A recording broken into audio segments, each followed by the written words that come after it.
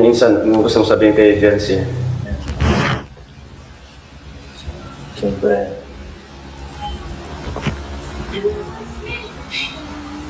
ano naman, sorry dyan. Lahat ng mga nagawa ko kung hindi naman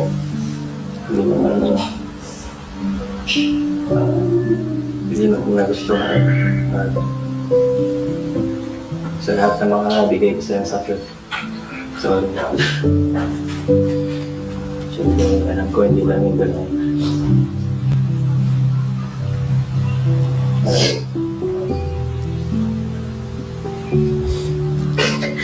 Dato.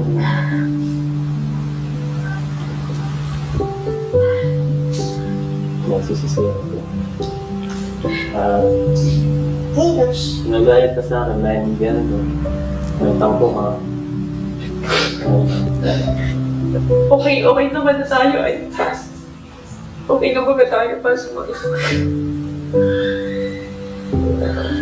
Mga nakapaligid na lang nila nagpapalo sa atin.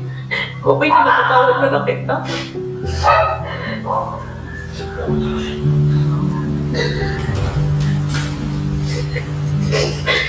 Ang ano mo na lang, wag mo na lang sana wag mo na lang din paasahin yung mga viewers pag na parang mahal na mahal mo kung gano'n. Huwag mo na palihin sa kanila, ipamukha sa kanila na gano'n. Kasi sa akin, hindi na pupunta yung Parang huwag na magpaawa ka na. Huwag ka na magpaawa na. Parang nasasaktan ka sa niya. Gagawin ko naman natin kung saan. Gusto ko lang nila. Kasi yun ba kayo sabi mo? Baka kasi ibig sabihin, baka gusto ka rin na talaga yun. So, syempre, mahirap na kayo pa rin sa akin. Alam po niya kuya na gusto ko din sa Lumayo ka rin daw sa kanya. Lumayo pa ako kuya simula nung talagang may nalalaman na po ako na Okay. Totoo man talagang lahat. Yun lang talaga yung kasalanan ko yun. May kagusto na ako sa'yo. Pero tanong kasi, nagkagusto ka ba kay Jelsie? Para nagkaroon ka ng feeling sa kanya? Bakit sabi mo kayo ako? Yun nga, lahat ng pictures pag-aalalay lang. Okay, nangyayari lang kayo. Nung una yung sabi ko sa religion, pero alam Mahal talaga ako ayaw mo sabihin. Hindi kasi nung una, siyempre, ang love team, supporter. Siyempre, baka nabigalan yung Kaibigan lang daw po talaga yung niya sa akin. Tsaka, ang dami ko din namabalitaan sa'yo na Hindi mo naman may iwasan siyempre kung ikaw ay parang di ka rin masyadong mapansin kung ano ba talaga. Siyempre, nagkakaintindihan. Tatawagin mo lang ako pag kailangan. Ayun. Siya, konting kampo mo din. may konting kampo rin, parang gano'n. Kung Ikaw saan na lang tayo sa vlog, sa film, sa minsan. Ay, sabi mo ako.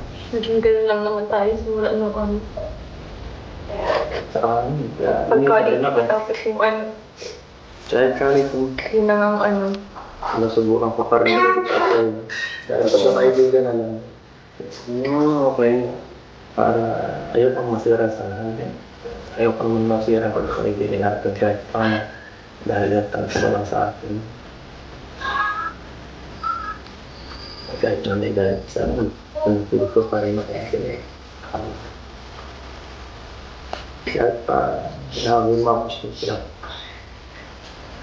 Hindi ako makuha. Nahalala ka na.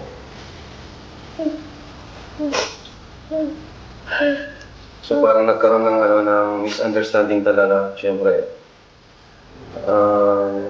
Rin nga. Pero siya, lalo na rin, nangyari na, di ba? At least, yung sabi ni Evie yung salog din naman niya about doon. Si Biasi din, sabi niya yung sa kanya. In short, para sa akin, para nagkaroon lang ng parang nagkaroon lang misunderstanding sila sa kanilang dalawa. Hindi sila naging open. Hindi sila naging open, communication. Kay kinatatay ex, ano gusto mong sabihin? Kasi, siyempre, bilang ama, siya yung nasaktan din sa mga... Sa lahat ng kung na-respect kayo kung ano, sa sa lahat ng mga nangyari. Hindi ko na sa pasensyahan ko. Hindi po na tawag sa inyo.